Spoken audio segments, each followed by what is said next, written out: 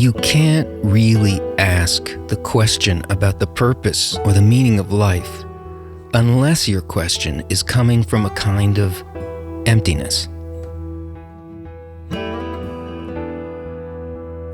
Because there's something at the bottom in you that can be felt only when everything else has been emptied out. When you've chased career, given yourself to love, searched for answers in science, art, even religion, and found them all lacking. Now, you might never have had those things, or you might have experienced everything they have to offer, but they still didn't add up to meaning, and they don't touch what's missing, do they? But they were never meant to. Of course, you can ask philosophically, out of curiosity, but that will never get a real answer. All you'll get that way is yet another shallow goal equal to the depth of commitment in your question. You can ask, but you just won't be able to hear the deeper answer until that question is an ache, a heartfelt demand that life answer me now. Maybe you already feel that. That's the key. Without it, we're still asking with a logic that's controlled by our conditioning, only asking about the things it tells us to ask, and hearing with the very limited perception that it will allow. We believe that we feel and do what we determine because we're unaware of just how conditioned we really are or what that conditioning consists of. We just don't feel it.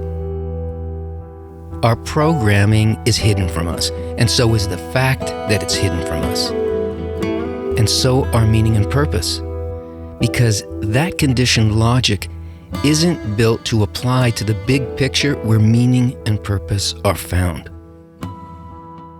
To discover the purpose of life, you have to be able to at least begin to sense the world you live in and your place in it from outside of it, the way you could with something that you want to build. You'd know what it's made of, what it'll be when it's completed, and exactly why you're building it. The meaning of life is an unsettling question, because just by asking it, we're halfway letting go of all that we know and admitting that maybe we don't know anything. It's scary to hold out the lonely hope that there could be an answer, and terrifying to think that there might not be. And yet, we wouldn't be asking at all if we weren't already willing to let go of the other half. If we could only get an answer. But it's not a crazy question. The world says it is, because there's no answer to it in the world. And after a while, we end up saying it's crazy too. And we turn our thoughts and energy to anything else we can just to not have to ask. In fact, most of what we do with our lives, we do to bury that question.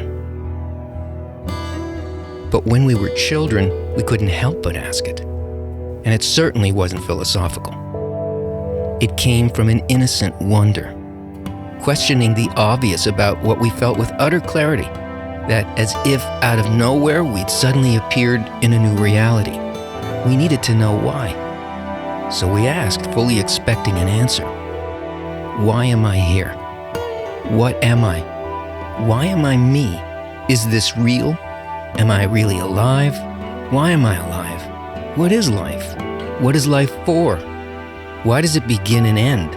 What happens when it ends? Why don't I feel that it will end? Nothing short of those answers are answers, are they? But the hunger of the need to ask faded when you kept seeing that adults couldn't answer and didn't ask. When school taught everything but what life is and how to live it. And when puberty overtook you with the promise programmed into your hormones that filled up your dreams and desires. When you were finally out on your own in the world and you had to take care of your own survival. yet, you've got to admit that the poignant beauty of life is somehow rooted in its impermanence. The sensation that we live in a mystery with an undercurrent of longing that runs through everything. Is that accidental? Is it an imperfection? Does it mean that there is no answer? Or is meaning's concealment actually part of the answer? Maybe purpose isn't designed to fit into that narrow conditioned space, but to help us grow out of it. Most of us let go of that question. Some never do because they can't, because that unquenchable point in their heart isn't connected to this world. It already contains the seed of the meaning. That's where it came from, and what it's unbearably homesick for. And it's a bitter question that never sleeps. So you wake up at 2 a.m., go to Google, and type in, "What is the meaning of life?" And despite the best reasoned and well-intentioned responses, isn't it clear that the meaning of life can't be communication, service, understanding, or following your dream only in this life? Because this life ends.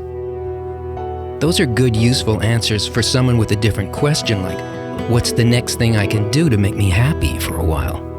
But for a person who wants to know what life is, it doesn't even touch the matter. Because the root of your question is the search for something unlimited, eternal, and whole that puts us in touch with what we are, not just what to do till we die.